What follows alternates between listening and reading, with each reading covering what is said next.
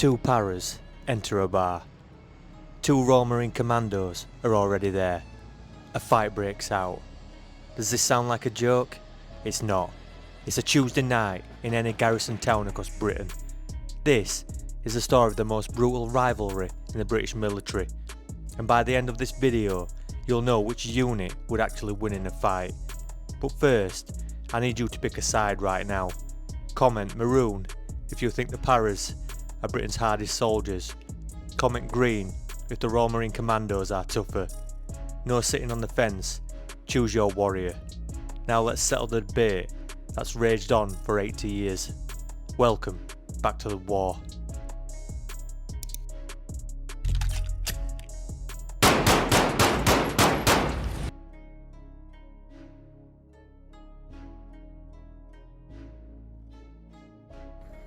Picture this. It's 1982 in the South Atlantic Ocean. British forces are about to assault the Falkland Islands. In the same briefing room sit two groups of elite soldiers. They're supposed to be on the same side.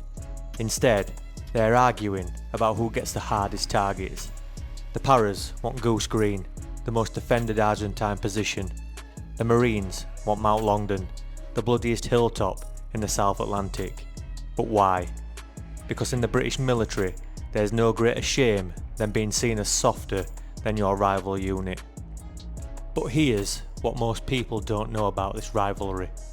It was deliberately created by Winston Churchill himself, and the reason why will shock you, especially when you realise it's the same psychology used by modern special forces around the world.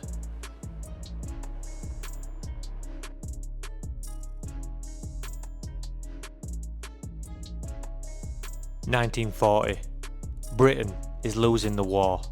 Churchill needs warriors who can strike behind enemy lines and never give up.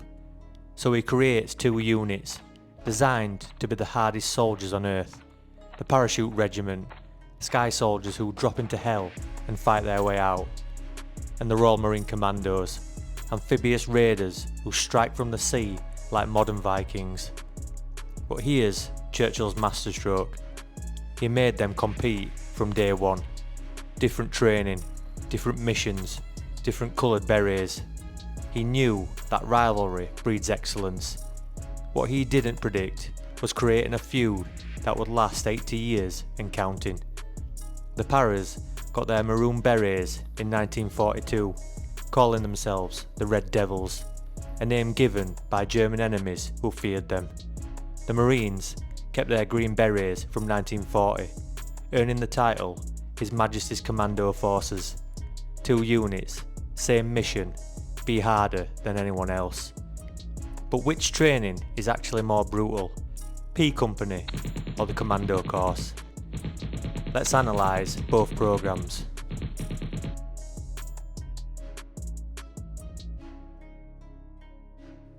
Para recruits undertake intense training which culminates with the infamous P Company, short for Pegasus Company. 3.5 weeks, ending with the test week, where successful candidates must complete 8 tests in 5 days. Para recruits learn one rule: death before dishonour. You can be carried off on a stretcher, but you never ever quit. Now the Commando Course, 32 weeks of maritime warfare that breaks candidates. The 30-mile Dartmouth March. If you're not throwing up, you're not trying hard enough. The Tarzan Assault Course. Rope climbs over water obstacles while instructors scream abuse. Bottom field. Crawling through mud under machine gun fire. Royal Marine recruits learn 99.9% need not apply, and they prove it every single day. But here's the question that splits every military expert. Which course is harder? The answer isn't what you expect, and it reveals why these two units have completely different fighting styles that I'm about to expose.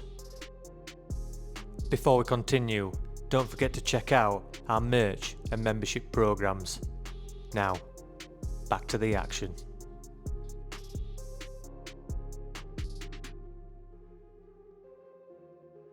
The paras fight like berserkers.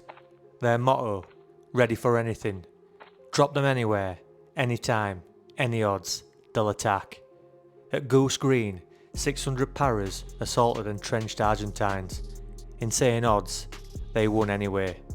Lieutenant Colonel H. Jones charged a machine gun nest with nothing but a rifle and sheer rage. He died taking it. His battalion kept attacking. That's para mentality. Win or die trying. Preferably both. Royal Marines fight like surgical strike teams. Their motto, per mare, per terram, by sea, by land. They study the enemy, plan the perfect assault, then execute with surgical precision.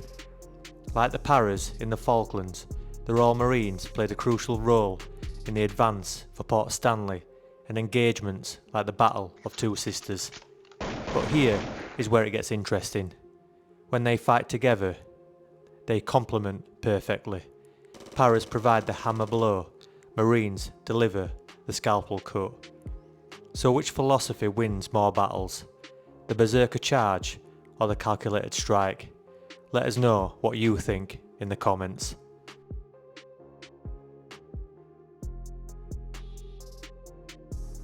In Iraq and Afghanistan, the rivalry continued in the world's most dangerous places.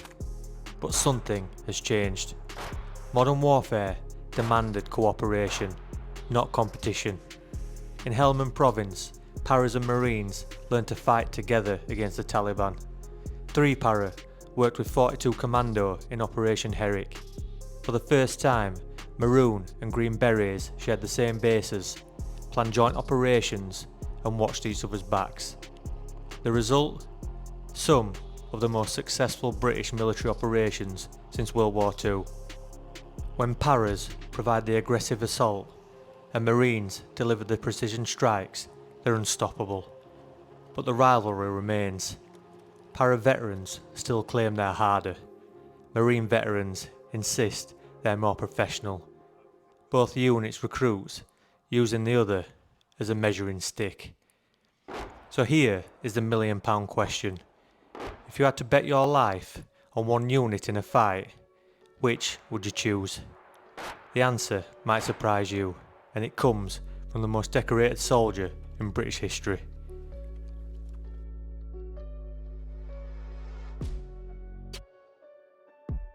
General Sir Mike Jackson, former Chief of the General Staff and para veteran, once said, "The paras and the Marines aren't rivals.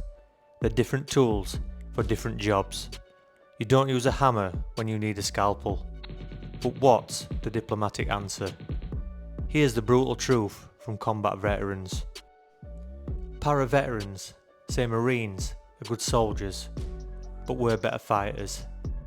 And Marine veterans say paras have heart, but we have brains and heart. The statistics: both units have virtually identical success rates in combat. Both have produced similar numbers of Victoria Cross winners. Both recruit from the same pool of British men seeking to prove they're elite. The real difference isn't capability, it's mentality. Paras are warriors bred for assault. Marines are soldiers trained for precision. But here is what every military expert agrees on. Britain is stronger because these units push each other to be better, and that reveals the true purpose of this 80-year-old rivalry.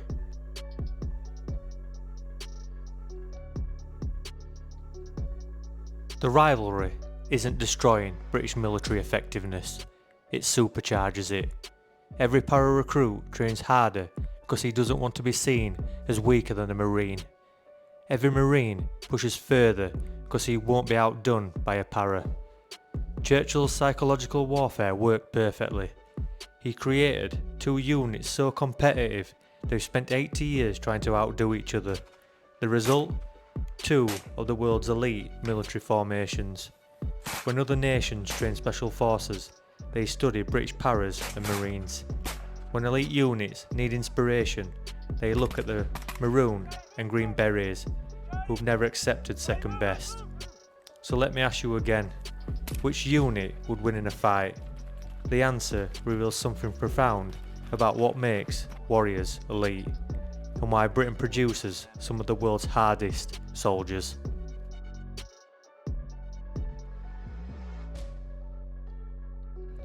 The truth. In a straight fight, it would depend on the terrain, the mission and the day. Paras excel at frontal assaults and never quit mentality. Marines dominate amphibious warfare and tactical precision. Both units have proven themselves in the world's worst hellholes. But here's what makes Britain unique. We don't just have one elite unit, we have two constantly competing to be better. While other nations argue about who has the hardest soldiers, Britain lets their elite units fight it out in training and prove it in combat. The rivalry was born in Churchill's wartime desperation, has become Britain's secret weapon. Elite soldiers who never settle for good enough because there's always another unit claiming to be harder. So did you choose maroon or green at the start? Let us know in the comments who you think is tougher and why, and if you're brave enough to tell us which training course you would think you could survive, P Company or the Commando Course. And if you enjoyed this video, don't forget to check out our playlist on Britain's military elite. Hi soldiers, thanks for watching. Don't forget to like, subscribe and leave your thoughts in the comments, and check out our merch and membership programs. And don't forget to check back in again soon. That's an order.